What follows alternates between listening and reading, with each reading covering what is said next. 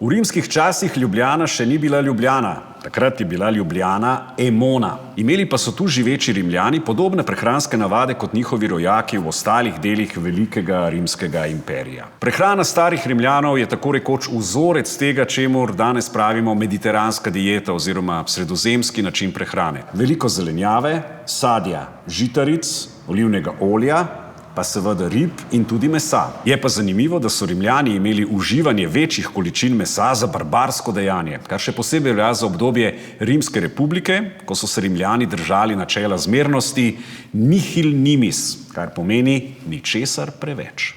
A ne glede na obdobja zmernosti je bila kuhinja v obdobju antičnega Rima zelo pomembna.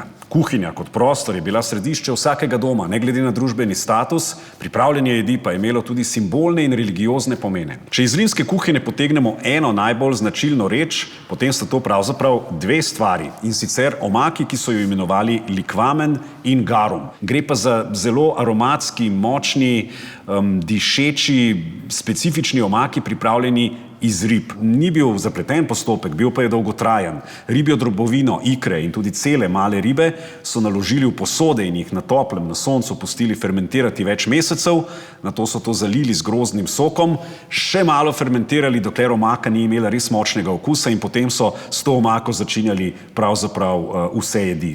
No, iz rimskih časov pa že imamo ohranjen kakšen recept, tudi v slovenščini prerejen za današnji čas. Tole je knjiga Emona in rimska kuhinja, Apicijevi recepti. In enega od teh bomo danes tudi pripravili. Gre za preprosto jed, sestavljeno iz kuhane leče in kuhanega ali pečenega kostanja. Leča in kostan damo najprej v isto skledo, da bomo to premešali. In začimbe. V možnarju stremo koriander, zrna koriandra, kumine in črnega popra.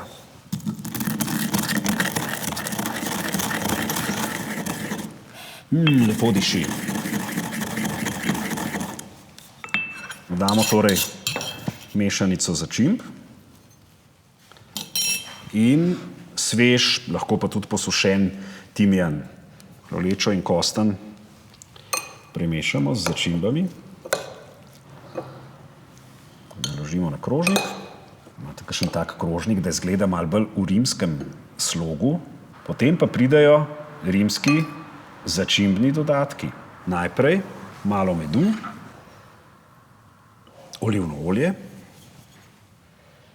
par kapljic in seveda liquamen. Se pravi, solili nismo, ker tudi Rimljani niso solili, ampak ta močna ribja omaka in z njo začinimo rimsko pojedino. Tudi tole krasno solato iz leče in kostanja.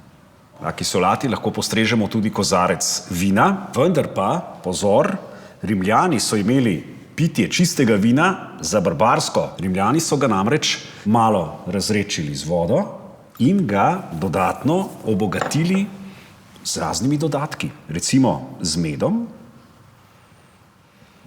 in, mogoče nenavadno, ampak vseeno zanimivo za poskusiti, s poprom. Potem so ga pa mešali in postregli s tako zajemalko. Eno od njih so našli tudi na grobišču v Emoni. Na zdravje.